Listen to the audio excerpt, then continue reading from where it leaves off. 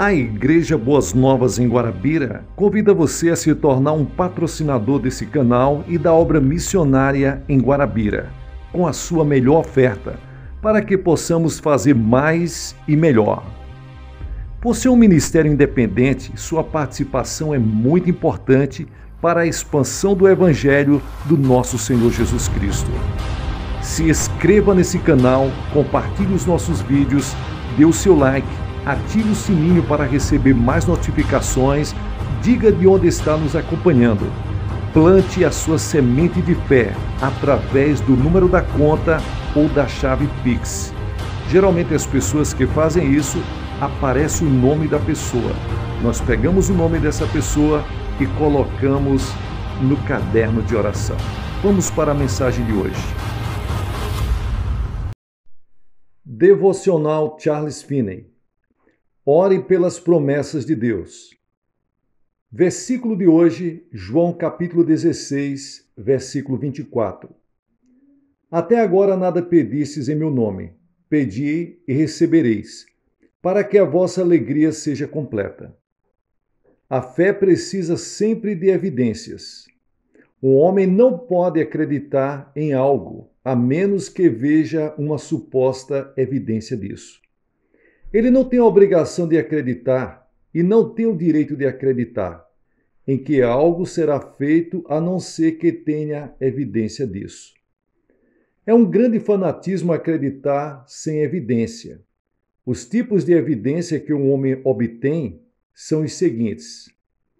Quando Deus promete especialmente algo que se pede.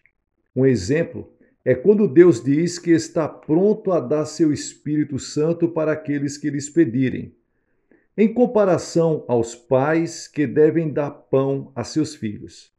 Aqui devemos acreditar que assim receberemos quando orarmos por isso. Não temos o direito de acrescentar um "se" e dizer: Senhor, se for tua vontade, dá-nos teu Espírito Santo. Isso é um insulto a Deus.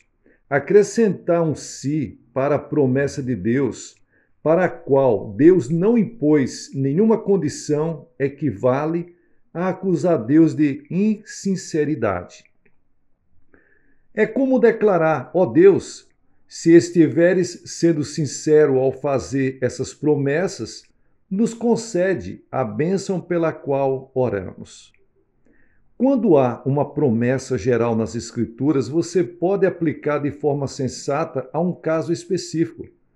Se o real significado dessa promessa incluir algo específico pelo qual você ora, ou se você puder aplicar o princípio da promessa de maneira sensata ao caso, então você tem uma evidência.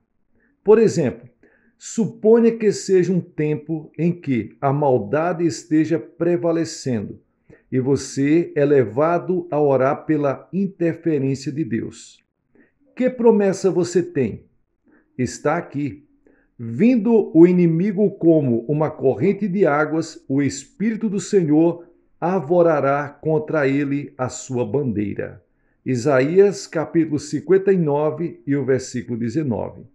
Aqui você percebe uma promessa geral, indicando um princípio do ministério de Deus que se aplica ao caso que está diante de você, como uma autorização para exercitar a fé na oração. E se a questão for sobre quando Deus concederá as bênçãos em resposta para a oração, você tem a seguinte promessa: estando eles ainda falando, os ouvirei. Isaías capítulo 65 e o versículo 24. Há promessas e princípios gerais na Bíblia que os cristãos poderiam usar simplesmente se acreditassem. Sempre que estiver diante de circunstâncias às quais as promessas ou princípios se aplicam, você pode usá-los. Eu poderia ir de um extremo a outro da Bíblia e apresentar uma variedade surpreendente de textos que são aplicáveis como promessas, suficientes para provar que, seja lá quais forem as circunstâncias em que um filho de Deus for colocado, Deus oferece na Bíblia alguma promessa, ou geral ou particular, que ele pode aplicar e que servirá precisamente para a sua necessidade, para o seu caso. Muitas das promessas de Deus são amplas, o bastante para abranger uma área bem grande. O que pode ser mais amplo do que a promessa em texto? Tudo o que vocês pedirem em oração. Marcos capítulo 11 e o versículo 24. Então oremos. Ó Senhor Jesus Cristo, faze brilhar a luz do teu Espírito Santo em minha mente, quando busco com diligência nas Sagradas Escrituras as promessas que tens para mim e para o mundo a meu redor. Traze para minha mente as coisas que aprendi em momentos de dificuldade e agonia, para que eu possa orar de maneira correta, aplicando tua promessa para a minha necessidade. Amém. A oração de fé é aquela pura prova que a fé é indispensável na oração vitoriosa.